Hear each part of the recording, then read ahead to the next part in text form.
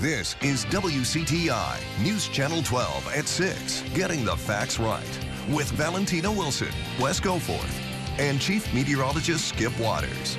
News Channel 12 at 6 starts now. A fatal fire. A 4-year-old boy and his great-grandfather are killed when their house goes up in flames. We hear from the man's wife as she mourns her loss. A woman is run over not once but twice in a grocery store parking lot.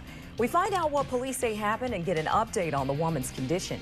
And an accident at a local water park sent a 9-year-old boy to the hospital. A week later now, the child's family says he might never fully recover. Good evening, I'm Wes Goforth. And I'm Valentina Wilson. That 9-year-old boy was found unconscious at the bottom of a pool at Kinston's Lions Adventure Water Park last week. Today, the boy's mother and attorney say they aren't getting all the information about what happened. News Channel 12's Amber Roberts is live in our Greenville newsroom tonight. She has an update on the child's condition and the family's concerns. The mother has been visiting her child every day for the last week, hoping that he'll make it through. But what this mother also needs is answers.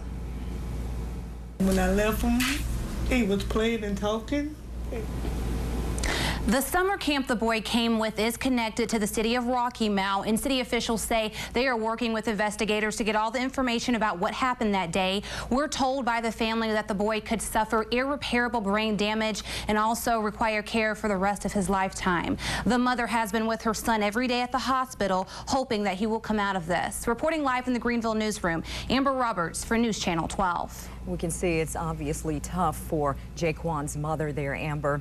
By the way, she says her other children who were at the water park at the time of the accident are okay. They're being cared for by their grandmother in Rocky Mount. There's a chance we could see a shower or two pop up across our area tonight. Probably not as bad as the storms that lingered for a long time last night.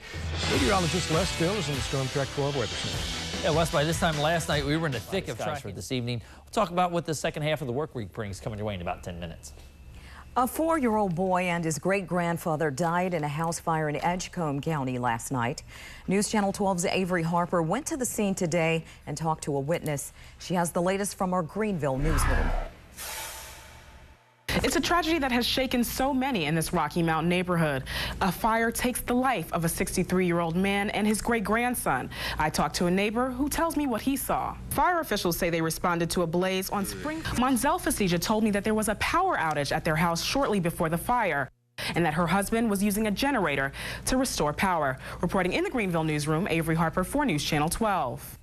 Rocky Mount fire officials are still investigating the cause of that fire. They say no one else was in the home, which is considered a total loss. We're learning tonight about a Jacksonville woman charged with child abuse. Police say she left her 11-month-old baby in her vehicle at a Walmart on Highway 17 Saturday. News Channel 12's Katie Harris spoke with Jacksonville residents today to hear their thoughts about that arrest. Arrest warrants say that the mother left her baby in the car seat with the windows rolled up in an unlocked vehicle for 15 minutes when she went inside to shop at Walmart. Pangolinan was arrested for a misdemeanor charge of child abuse, but she was later released from the Onslow County Jail on a $1,000 bond. Reporting in Jacksonville, Katie Harris, News Channel 12. Pangolinan made her first appearance in court yesterday in Onslow County District Court. Police say a woman is run over twice by the same car. She's now in critical condition. This happened at a Food Lion in Swansboro just before 9:30 last night. Swansboro police say 24-year-old Felicia Higginbotham went into the grocery store with a 24-year-old man. They say at one point Higginbotham went outside and sat down by the man's car. According to investigators, the man later came out of the store, but he didn't see Higginbotham, so he got into his car and backed up, and that's when police say he hit Higginbotham. The man said it felt like something was wrong with his car, so he pulled forward and then trapped Higginbotham under the car. A woman working nearby describes what she heard last night.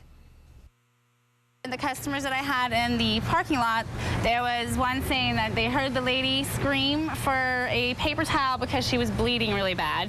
And there was a lot of noise from the sirens and everything, so pretty much I didn't hear the lady underneath the car say anything or scream or anything, but the people in the parking lot were screaming. Police say so far no charges have been filed, but the investigation goes on. Well, a pilot with ties to eastern North Carolina is missing in Africa. Tonight, we hear from his relatives to learn more about the search effort to find him.